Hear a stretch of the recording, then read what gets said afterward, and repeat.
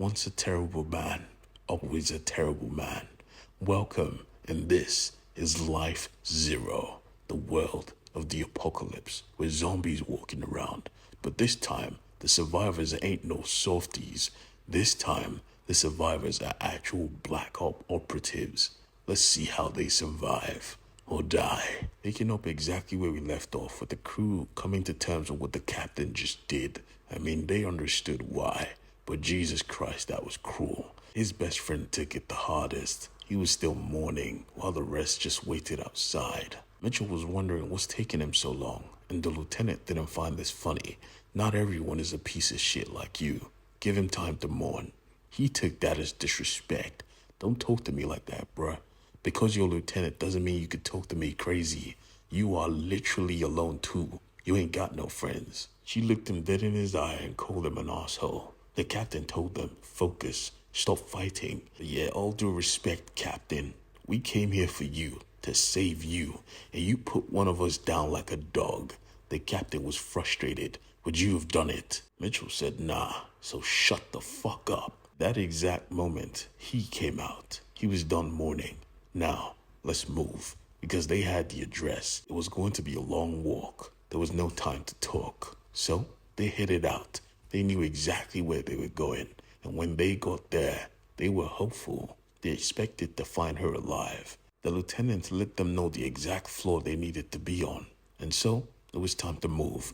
The captain tried to give orders, but they said, nah, no need. We know what to do. So, just like that, they broke apart. He and his wife stepped into the building to go find their kid, and everywhere they looked, they found death. Every step, every floor. It made them feel some type of way. I mean, they lost hope quickly. They even met one zombie roaming, but they said, nah, no guns. He picked up an axe and he went to town. Sadly, this woke up the rest. This house was infested. He screamed for Laura, shoot the door now. And she did. They both ran inside, with him holding the door. They were being swarmed. She left him. He begged her to stop, but nah, she was a mother. She needed to find her kid. She called out to her, but this was a mistake. A zombie was in this room. I mean, she managed to put it down, but yeah, it was a zombie. She should have shut up. Unable to control her emotions, she screamed again, and from the shadows, her daughter came forth. She was alive. Jesus Christ, thank God.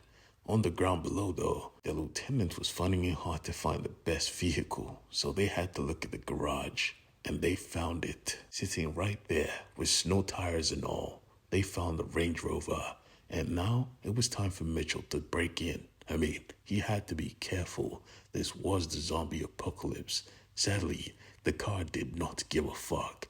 The alarms went off, and they started to swarm. Now, the lieutenant knew her job, and she did it well. She held her ground. She held them back for however long she could. And when it was time to move, she screamed for help. But nah, Mitchell was a pussy.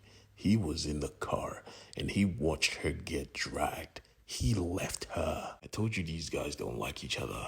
Anyways, back in the apartment, the room was clear.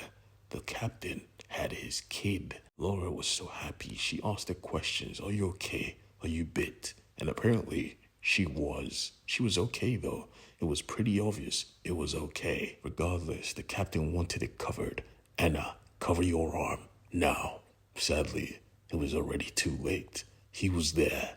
No need. No mercy. He put a bullet in the little girl's brain in front of her parents. It was done. The car's downstairs. Mitchell found one. Helen didn't make it. I'll be waiting.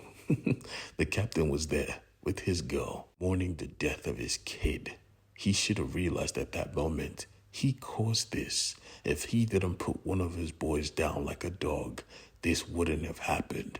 When he was done, he set that place on fire, went downstairs, hopped in the car, and they just drove off. This mission was a complete failure, and now they had nowhere to go.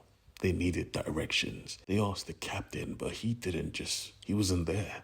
He was focused on his girl. She was mourning, and worst of all, there was a bus blocking their path. They needed to get out and make it clear.